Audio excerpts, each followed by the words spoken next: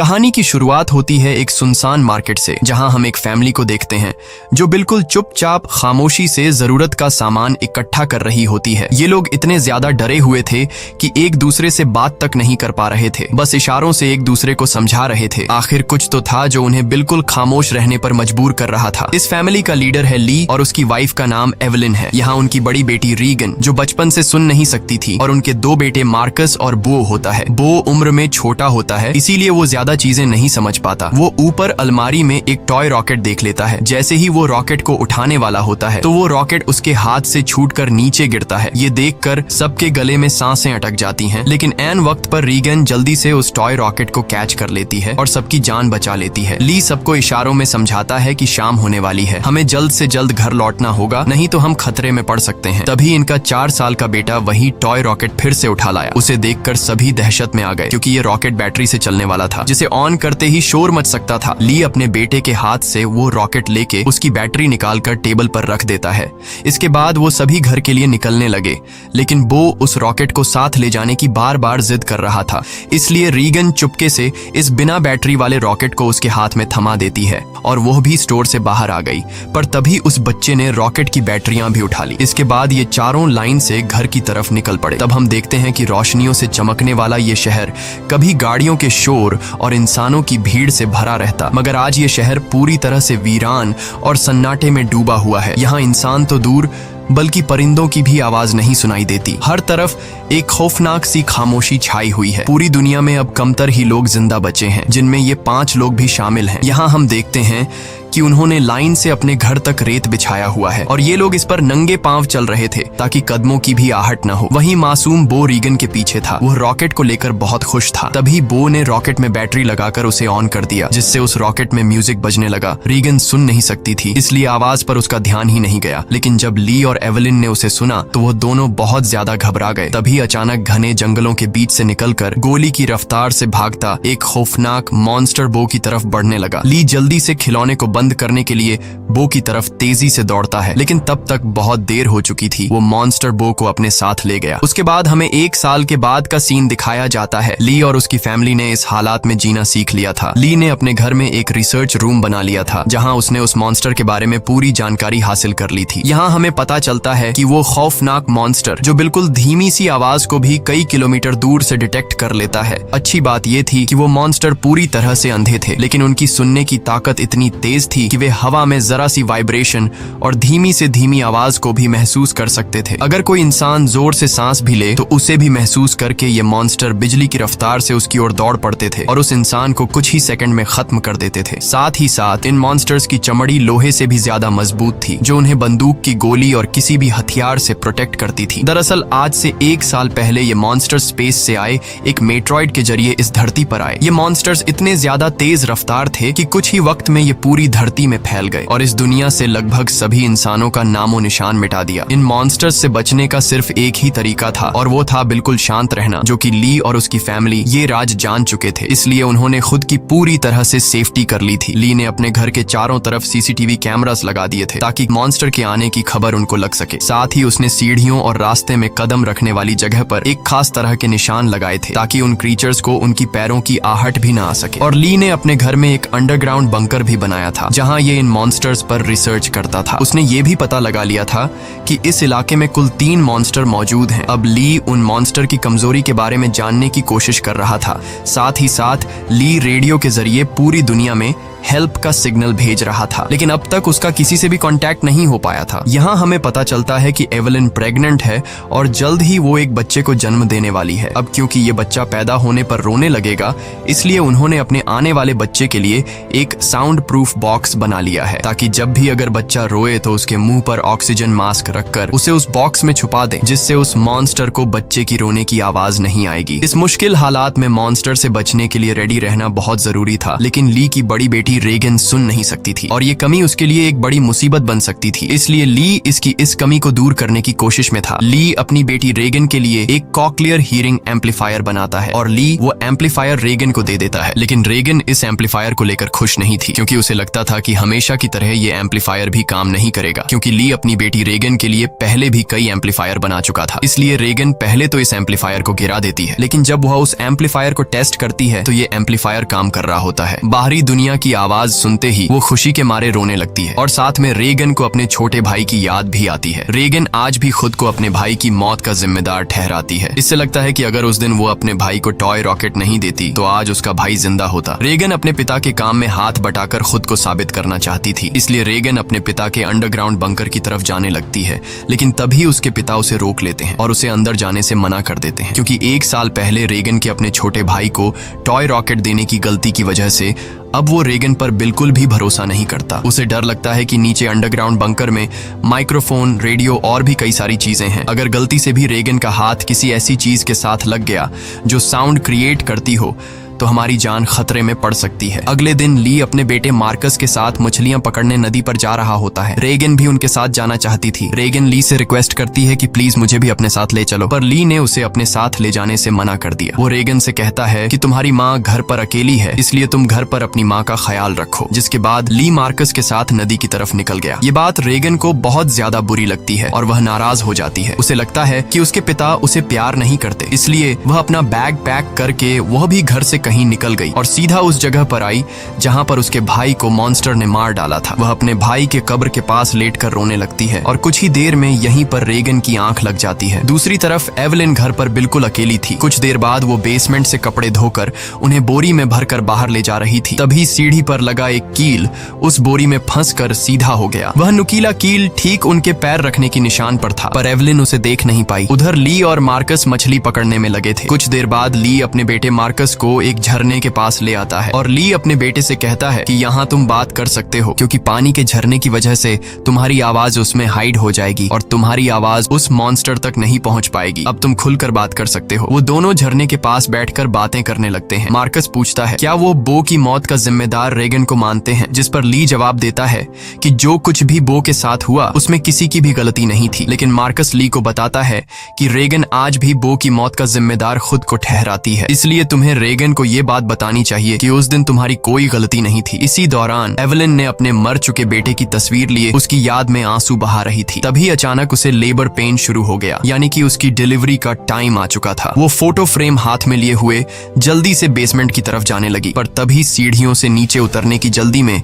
उसका पैर उस नुकीले कील पर धंस गया। एवलिन दर्द से तड़प उठी, पर उसने अपने मुंह से आवाज नहीं निकाली। लेकिन उसके हाथ से उसके बेटे का फोटो फ्रेम छूट गया और तेज आवाज के साथ नीचे गिरकर टूट जाता है। एवलिन ने जैसे तैसे करके अपने पैर को खींचकर उस कील से बाहर निकाला। इस दौरान उसे इतनी तकलीफ हुई कि उसका चेहरा पूरी तरह से लाल हो गया, लेकिन वो खुद पर काबू रखते हुए अपने मुंह से आह तक नहीं निकालती, क्योंकि उसे पता था कि आवाज निकालने का मतलब अपनी मौत को दावत देना है। वो लंगड़ाती हुई नीचे आकर लाइट का स्विच ऑन करती है, जिससे बाहर रेड लाइट जल पड़ी। अब वो वापस ऊपर की तरफ लौटने लगी, पर तभी उसने कुछ देखा जिससे उसके गले में सांस अटक गई। असल में वो मॉन्स्टर उसके घर तक पहुंच चुका था। दरअसल जब एवलिन के हाथ से वो फोटो फ्रेम गिर गया था तो उस आवाज को मॉन्स्टर ने सुन लिया था। डर से कांपती एवलिन दीवार के पीछे छिप गई। दूसरी तरफ ली और मार्कस मछलियां पकड़कर घर वापस लौट रहे थे। तभी दूर से उन्होंने देखा कि घर के चारों ओर रेड लाइट जल रही है। ली समझ गया कि एवलिन खतरे में है। वह तुरंत घर की तरफ भागा। उधर बेसमेंट में छिपी एवलिन डर के मारे कांप रही थी और वो मॉन्स्टर उसे घर के हर एक कोने में ढूंढ रहा था। तभी एवलिन को बेसमेंट में एक टाइमर मिला। यहाँ एवलिन समझदारी से काम लेते हुए उस टाइमर में कुछ सेकंड्स का टाइम सेट करके उसे एक कोने में रख देती है और जल्दी से एक दूसरे कोने में आकर चुप जाती है। इतने में वो मॉन्स्टर वहाँ हलचल महसूस कर लेता है और वो धीरे धीरे उस हलचल वाली जगह की तरफ बढ़ने लगा। वो एवलिन के काफी करीब था। एक तो एवलिन को लेबर पेन हो रहा था और दूसरा उस मॉन्स्टर का डर था, लेकिन एवलिन अपने आप को पूरी तरह से कंट्रोल करके बिल्कुल चुपचाप बैठ जाती है। तभी टाइमर में अलार्म बजा, जिसे सुनते ही वो मॉन्स्टर तेजी से उस डायरेक्शन में भागा। मौके का फायदा उठाते हुए एवलिन जल्दी से अंडरग्राउंड बेसमेंट से बाहर निकली, पर वो जैसे ही मेन डोर से बाहर निकलने वाली थी तो उसने देखा कि एक और मॉन्स्टर घर के बाहर यहाँ वहाँ घूम रहा है। इसलिए एवलिन वहीं पर दीवार के साथ छिप गई। उधर ली मार्कस के साथ दूर से ये सब कुछ देख रहा था। ली समझ गया कि अगर मैं अपनी बीवी को बचाने के लिए घर पर जाऊंगा तो मैं अपनी बीवी को बचाने के बजाय हम दोनों की जान जा सकती है, क्योंकि उस मॉन्स्टर की बॉडी इतनी सख्त है कि उसे बंदूक से मार पाना इम्पॉसिबल है। इसलिए वह अपने पहले से बनाए हुए एक प्लान पर काम करने लगा। ली ने जल्दी से मार्कस को टॉर्च दिया और उसे जल्दी फ्लेयर रॉकेट चलाने को कहा, जो उन्होंने घर से दूर एक जगह पर पहले ही वहां सेट कर रखे थे। जिसके बाद मार्कस तेजी से रॉकेट की तरफ भाग निकला। दूसरी तरफ एवलिन ऊपरी मंजिल में मौजूद बाथ टब में भाग आई थी। वह बहुत ज्यादा तकलीफ में थी। अब वह और ज्यादा देर तक बच्चे को रोक नहीं सकती थी। वह बस बच्चे को जन्म देने ही वाली थी कि उसकी सिसकियों की आवाज को महसूस करता हुआ वो मॉन्स्टर बाथरूम के करीब आ चुका था। एवलिन को समझ आ चुका था कि अब जिंदा बच पाना नामुमकिन है। तभी उधर मार्कस ने रॉकेट्स चला दिए, जिससे आसमान में तेज आवाज के साथ फ्लेयर्स शुरू हो गईं, जिसे सुनकर वह मॉन्स्टर एवलिन को यहीं पर छोड़कर तेजी से उस आवाज की तरफ भागा। और उसी पल दर्द को दबाए बैठी एवलिन जोर से चीख पड़ी, जिसकी आवाज रॉकेट्स के शोर में दब जाती है। ये रॉकेट्स का शोर और लाइट्स दूर से रेगन भी देख लेती है और वह घर की तरफ निकल पड़ती है। थोड़ी देर बाद ली बंदूक लेकर घर के अंदर आया। उसने देखा कि सीढ़ियों पर पैरों के खून के निशान लगे हुए हैं। वह उन निशानों का पीछा करते हुए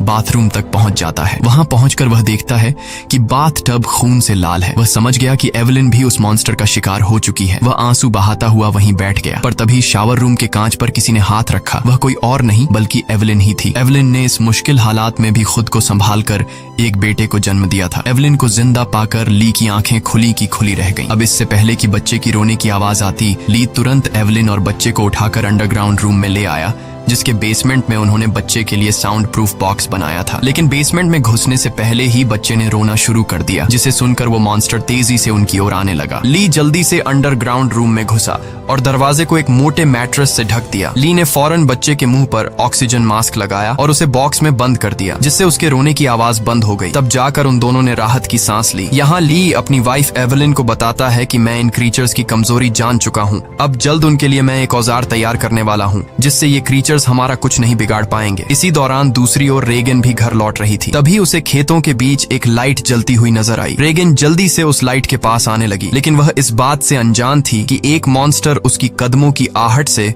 उसके पीछे चलता आ रहा था। जैसे ही वह मॉन्स्टर रेगन को मारने के लिए उसके काफी करीब आया, तभी अचानक रेगन की कान की मशीन से एक नुकीली और तेज फ्रीक्वेंसी निकलने लगी। इस नुकीली आवाज से वो मॉन्स्टर तड़पने लग जाता है, जैसे ये आवाज उस मॉन्स्टर के कान के अंदर सुई की तरह चुभ रही हो। इस आवाज को ये मॉन्स्टर ज्यादा देर तक बर्दाश्त नहीं कर पाता और जल्दी वहां से भाग गया। वहीं यह आवाज रेगन के कानों को भी चुभ रही थी, पर जैसे ही वह मॉन्स्टर वहां से भागा, रेगन के कान में तकलीफ बंद हो गई। लेकिन रेगन को समझ नहीं आया कि आखिर उसके कान की मशीन ने ऐसा क्यों किया। वह इस पर ज्यादा ध्यान न देते हुए लाइट के पास पहुंच जाती है। तभी उसने पाया कि वो रोशनी एक टॉर्च की थी। जैसे ही रेगन उस टॉर्च को उठाने गई, तभी अचानक किसी ने उसका हाथ पकड़ लिया। वो कोई और नहीं बल्कि मार्कस था, जो डर से कांपता हुआ यहाँ छिपा हुआ था। अपनी बहन को देख मार्कस की घबराहट दूर हो गई। वह रेगन से कहता है कि मैं झाड़ियों से तुम्हें छुपकर देख रहा था। तुम्हारे पीछे वो मॉन्स्टर भी आ रहा था, लेकिन पता नहीं वह मॉन्स्टर तुम्हारे करीब आते ही अचानक भाग गया। ये सुनकर रेगन बहुत ज्यादा डर जाती है, क्योंकि उसे ये भी पता नहीं था कि उसके पीछे मॉन्स्टर आ रहा है। वही दूसरी तरफ एवलिन को अपने बच्चों की चिंता हो रही थी। वो ली से कहती है, मुझे डर लग रहा है कि कहीं उस मॉन्स्टर ने मेरे बच्चों को खा नहीं लिया हो। तुम जल्दी से मेरे बच्चों को ढूंढ लाओ। इसीलिए ली अंडरग्राउंड रूम में अपनी वाइफ और बच्चे को सुलाकर वहाँ से बाहर निकलता है। पहले वह यहाँ वहाँ खतरा ढूंढने लगता है, मगर अब वह मॉन्स्टर भी वहाँ से जा चुका था। पर उसने पूरा घर तहस नहस कर दिया था, जिससे वहाँ मौजूद पानी का एक पाइप भी टूट गया था और पानी सीधा नीचे अंडरग्राउंड रूम में जा रहा था। लेकिन ली का इस पर ध्यान नहीं गया और वह बच्चों को ढूंढने खेतों की ओर निकल पड़ा। इस दौरान उधर मार्कस और रेगन अनाज रखने वाली टंकी के ऊपर छिपे हुए थे और आग लगा लेते हैं, ताकि इस आग को देखकर उनके पिता यहाँ आ जाए। ली भी अपने बच्चों को यहाँ वहाँ ढूंढने लगता है। कुछ देर बाद पानी के शोर से एवलिन की आंख खुल जाती है। उसने देखा कि पूरा बेसमेंट पानी से भर चुका था। पानी ऊपर से झरने की तरह बहकर नीचे आ रहा था। इतने में एवलिन की नजर अपने बच्चे की बॉक्स पर पड़ी। वह बॉक्स खुला हुआ था, पर वहाँ से बच्चे की जरा सी भी आवाज नहीं आ रही थी। एवलिन जैसे ही बॉक्स के पास जाने लगी, तभी उसे बॉक्स के पास ही सामने से एक मॉन्स्टर नजर आया। उसे देखकर एवलिन बहुत ज्यादा घबरा गई। एवलिन को लगा कि शायद मॉन्स्टर ने उसके बच्चे को खा लिया है, क्योंकि एवलिन को वह बॉक्स तो नजर आ रहा था, लेकिन वह बॉक्स उससे काफी दूर था, इसलिए वह बॉक्स के अंदर देख नहीं सकती थी कि बच्चा अभी भी जिंदा है या फिर मॉन्स्टर ने उसे खा लिया। इसलिए वह धीरे धीरे बॉक्स की तरफ बढ़ने लगी। तभी वो मॉन्स्टर भी पानी में उतर जाता है। लेकिन एवलिन जब बॉक्स के करीब पहुंची तो उसने देखा कि उसका बच्चा सही सलामत है। खुशकिस्मती से बच्चे ने आवाज नहीं किया था, जिस वजह से उसकी जान बच गई थी। वह अपने बच्चे को लेकर एक कोने में आकर चुपचाप खड़ी हो गई, पर वो मॉन्स्टर मौत बनकर एवलिन के पास ही मंडरा रहा था। अगर बच्चे के मुंह से जरा सी भी रोने की आवाज निकलती तो उनकी मौत पक्की थी। दूसरी ओर रेगन और मार्कस अपने पिता का इंतजार करते करते थक चुके थे। रेगन को लगता है कि उनके पिता उन्हें बचाने के लिए नहीं आएंगे। अब वह अकेले ही घर जाना चाहती थी, लेकिन मार्कस को अपने पिता पर पूरा यकीन था। अपनी बहन को जाता देखकर मार्कस उसे रोकने की कोशिश करता है, लेकिन जैसे ही वह अपनी बहन को रोकने के लिए आगे बढ़ता है तो अनाज की टंकी का दरवाजा खुलकर वह उसके अंदर गिर जाता है। गिरते वक्त मार्कस के मुंह से तेज आवाज निकल जाती है, जिसे सुनते ही वह मॉन्स्टर जो एवलिन को घर में ढूंढ रहा था वह फौरन उस आवाज के पीछे भाग पड़ा, जिससे एवलिन तो बच गई, लेकिन अब मार्कस की जान खतरे में पड़ गई थी। अनाज से भरी वो टंकी दलदल की तरह थी, जिसके अंदर फंसा मार्कस बाहर आने के लिए जितना जोर लगा रहा था उतना ही वह उसके अंदर धंसता जा रहा था। यहाँ रीगन टंकी का दरवाजा तोड़कर उसे नीचे अनाज में फेंक देती है और खुद भी नीचे टंकी में कूद जाती है। मार्कस जैसे ही अनाज में डूबने वाला था, रीगन उसे पकड़कर बाहर निकाल लेती है और ये दोनों दरवाजे के ऊपर बैठ जाते हैं, जिससे उनकी जान बच जाती है। लेकिन इन दोनों की हलचल को मॉन्स्टर ने सुन लिया था, इसलिए वो मॉन्स्टर खेत के रास्ते से तेजी से होते हुए टंकी की तरफ बढ़ता है। ली मॉन्स्टर को तेजी से टंकी की तरफ जाता हुआ देखकर समझ जाता है कि उसके दोनों बच्चे अनाज के टंकी के पास हैं। रीगन ने मार्कस की जान तो बचा ली थी, लेकिन उसका कोई फायदा नहीं होने वाला था, क्योंकि इतने शोर शराबे के बाद मौत का साया तेजी से उनकी तरफ बढ़ रहा था। अगले ही पल वो मॉन्स्टर भी टंकी के अंदर कूद पड़ा। वो उन दोनों को मारने के लिए जैसे ही आगे बढ़ा, तभी रीगन की कान की मशीन से